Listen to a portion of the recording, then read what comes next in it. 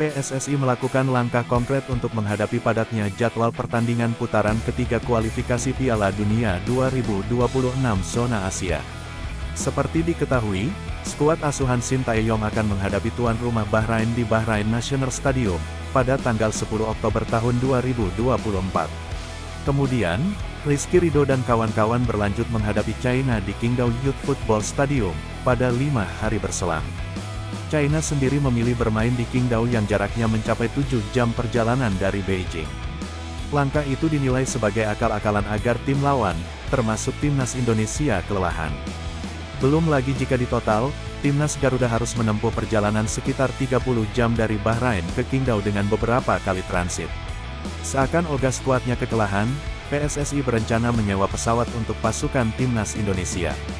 Ketua Umum PSSI Erick Thohir meminta untuk dicarikan pesawat charter, kata anggota Exco PSSI, Arya Sinulinga. Meski demikian, Arya tak menampik langkah menggunakan pesawat charter juga dibarengi dengan biayanya yang sangat tinggi. Saya lihat biayanya, 9 digit untuk sekali jalan. Kalau sempat kami ambil dari Jakarta ke Bahrain setelah itu pesawatnya menunggu di Bahrain dan ke Qingdao lalu ke Jakarta, sudah bukan rupiah lagi, jelasnya. Seperti diberitakan sebelumnya, timnas China diketahui menggunakan Qingdao Youth Football Stadium di Qingdao saat menjamu timnas Indonesia pada laga putaran ketiga kualifikasi Piala Dunia 2026, tanggal 15 Oktober tahun 2024 mendatang. Pemilihan stadion itu dianggap akal-akalan tim lawan agar bisa mengalahkan skuad timnas Garuda. Sebab, stadion tersebut berjarak 633 km dari Beijing, ibu kota China, dengan waktu tempuh sekitar 6 jam lebih perjalanan darat atau sekitar 1 jam 25 menit perjalanan udara.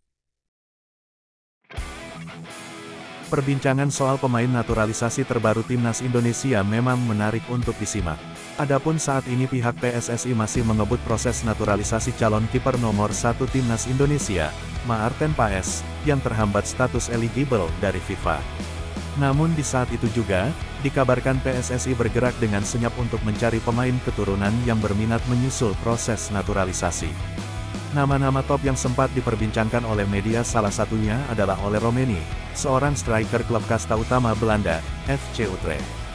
Namun cerita naturalisasi Ole Romeni mengalami tarik ulur hingga tiada kejelasan sampai detik ini.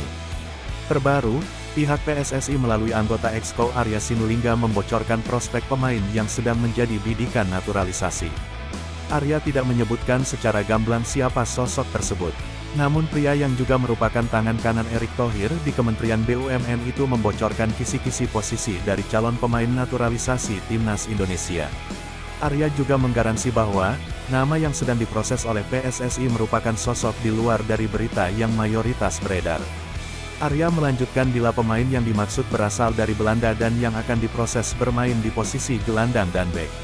Selain posisi itu, Arya mengaku belum ada proses yang dijalani. Artinya, belum ada data yang masuk ke PSSI untuk diproses untuk menjadi pemain naturalisasi.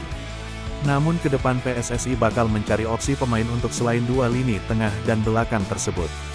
Jika sedikit kita tarik melebar, bisa jadi bocoran dari Arya Sinulinga tidak merujuk kepada pemain senior, melainkan tertuju kepada pemain kategori U20 yang diproyeksikan memperkuat timnas Indonesia pada ajang kualifikasi Piala Asia U20 2025 pada September tahun 2024 mendatang.